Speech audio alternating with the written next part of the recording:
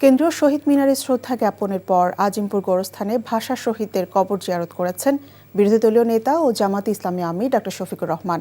এ সময় তিনি বলেন, মানুষের অধিকারের লড়াই অব্যাহত থাকবে।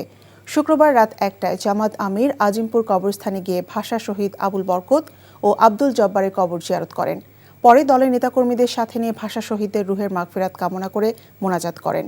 এ সময় জামাত আমির সাংবাদিকদের বলেন, এখন পিরিয়ড হোক রেগুলার বা হেভি, প্রয়োজন মতো কনফিডেন্স আছে রেডি। Play with confidence.